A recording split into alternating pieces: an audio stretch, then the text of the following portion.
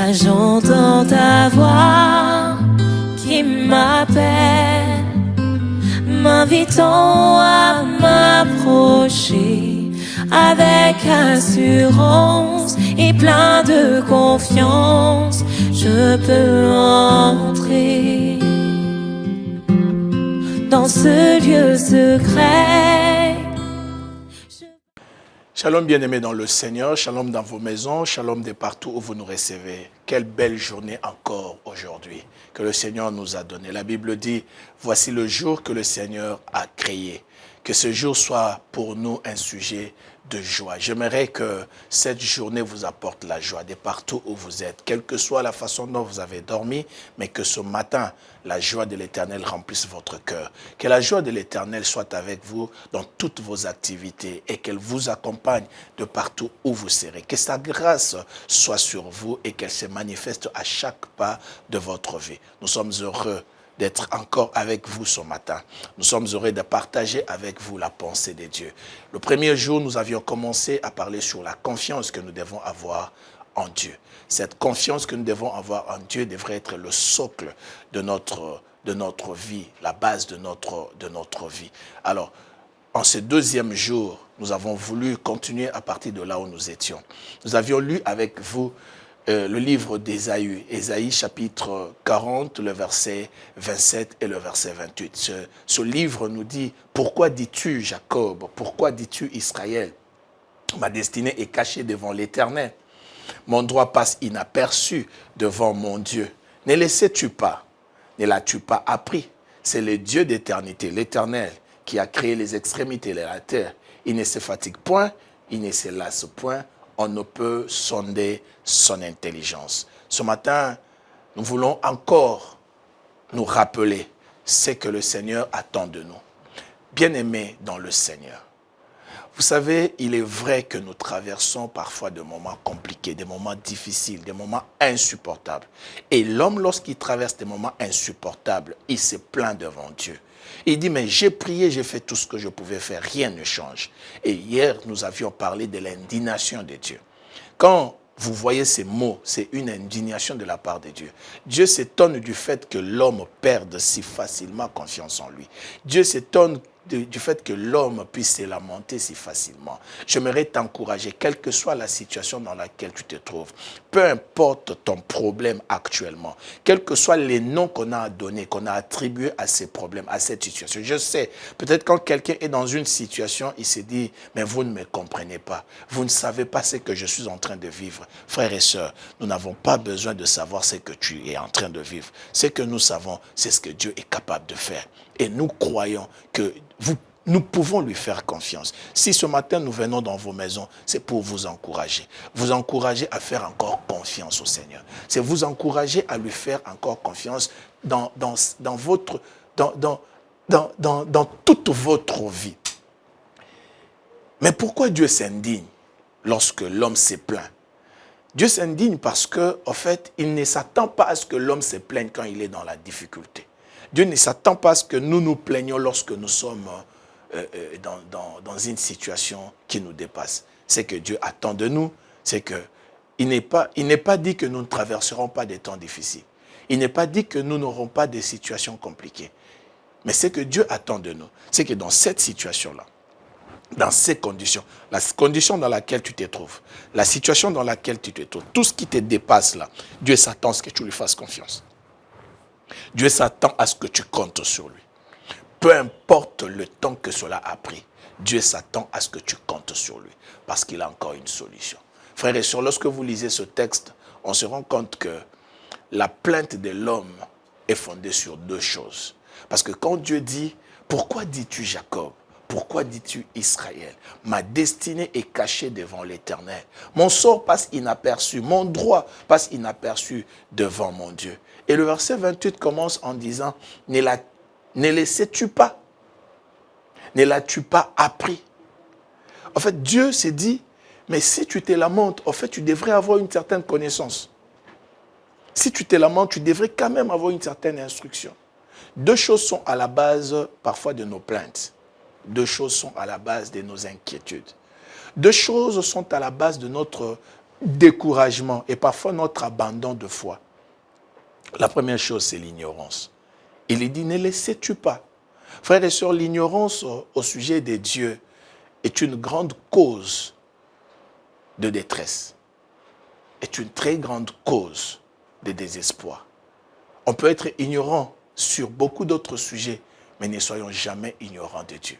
Ne soyons jamais dans l'ignorance à ce qui concerne notre Dieu. La deuxième chose, il dit, ne l'as-tu pas appris? C'est l'instruction. C'est l'instruction. Cela signifie que toute personne doit être instruite au sujet des dieux. Parce qu'on ne sait pas faire confiance au Seigneur si on ne connaît rien de lui. On ne sait pas faire confiance à quelqu'un si on a très peu d'informations les concernant. Voilà pourquoi, dans la plupart des cas, la cause de nos dépressions, la cause de nos découragements, la cause de cette situation qui nous amène à abandonner la foi ou peut-être à nous détourner de la voie du Seigneur, c'est l'ignorance. C'est l'ignorance. On ne sait pas exactement ce que Dieu est. Mais bien aimé dans le Seigneur, j'aimerais vous encourager parce que Dieu parle aux hommes. Et le but pour lequel Dieu parle, en fait, c'est pour se faire connaître. C'est ça même le but de la parole de Dieu. C'est ça le but de ce que Dieu fait. Il nous parle pour se faire connaître. Voilà pourquoi il est très important d'écouter la parole de Dieu. Il est très important de lire la parole de Dieu. Il est très important de méditer la parole de Dieu. Il est très important d'étudier la parole de Dieu. Lorsque nous étudions la parole de Dieu, lorsque nous la lisons, lorsque nous la méditons, la parole de Dieu nous donne des informations sur Dieu. La parole de Dieu nous dit ce que Dieu est. La parole de Dieu nous dit ce que Dieu est capable de faire. La parole de Dieu nous révèle ce que Dieu peut. Alors, sur base de ce que la parole de Dieu nous dit, nous pouvons alors nous poser là-dessus et développer notre confiance en Dieu. Je sais que vous êtes en train de traverser une situation compliquée. Peut-être personne ne peut décrire ce que vous êtes en train de traverser, mais au moins nous pouvons décrire ce que Dieu est pour vous. Nous pouvons vous dire sur base de ce qu'il a dit dans sa parole, sur base de ce qu'il a annoncé dans sa parole, nous pouvons vous dire ce que Dieu est capable de faire pour vous.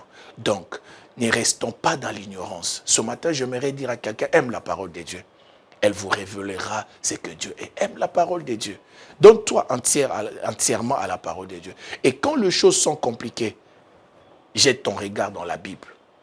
Quand les choses ne vont pas telles que tu les attends, jette ton regard dans la sainte parole de Dieu. Elle te donnera la révélation, la connaissance dont tu as besoin afin d'affronter la vie. On n'affronte pas la vie avec nos propres prétentions. Nous ne pouvons pas affronter la vie avec nos capacités. Nous ne pouvons pas affronter la vie avec notre propre connaissance, la connaissance scientifique, ainsi de suite. Nous affrontons la vie avec la connaissance de ce que Dieu est pour nous. Parce que c'est ce qui nous donne le courage face aux situations compliquées. C'est ce qui nous amène à rester fermes, même lorsque les choses ne marchent pas. Alors ce matin, j'aimerais encourager quelqu'un, ne restez pas dans l'ignorance. Ne restez pas dans l'ignorance de Dieu. Ne restez pas dans l'ignorance de ce que Dieu peut faire. Ne restez pas dans l'ignorance au sujet de ce que Dieu est capable d'accomplir. Il est un grand Dieu, il est un Dieu puissant. Il est celui qui est capable de faire ce qu'aucun homme ne peut faire. Il apporte la guérison là où les médecins ont échoué.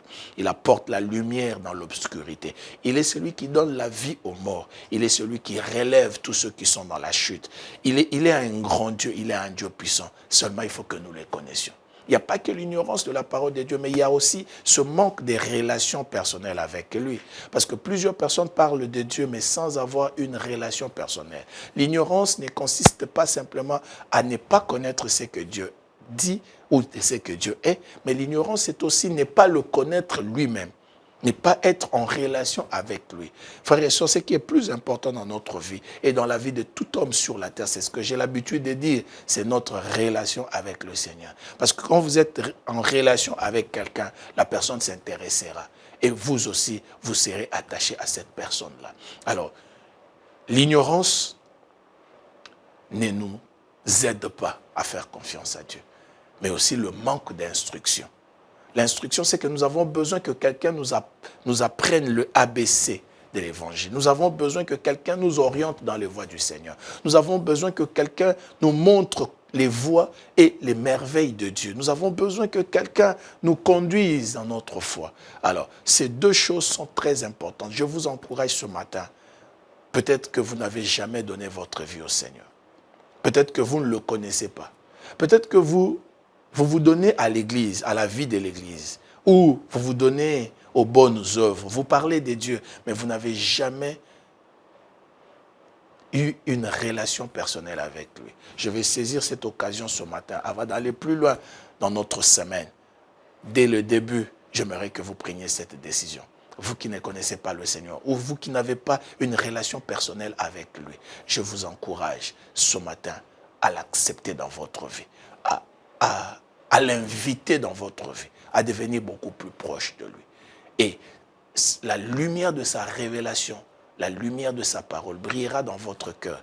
Et cela va vous permettre de dissiper tous les doutes, de dissiper tous les désespoirs et que vous puissiez vivre la main puissante de Dieu. Alors, j'aimerais, si c'est le désir de votre cœur ce matin, dans votre détresse, dans votre situation compliquée, dans votre désespoir, j'aimerais que vous invitiez le Seigneur dans votre vie. Que vous fassiez de lui votre maître, que vous fassiez de lui celui qui est le sauveur de votre vie. Je peux vous aider dans quelques secondes à faire cette prière si vous ne l'avez jamais fait. Et même si vous l'aviez déjà fait une fois, mais à cause des temps difficiles, vous aviez abandonné. Peut-être à cause de ce que vous n'avez pas eu, vous l'avez abandonné. Ce matin, vous pouvez encore lui faire confiance. Vous pouvez encore faire cette prière avec moi. J'aimerais que vous puissiez faire cette prière dans vos maisons et partout où vous êtes. Vous répétez ces paroles avec moi. Ce ne sont pas mes paroles. Faites de ces paroles les vôtres.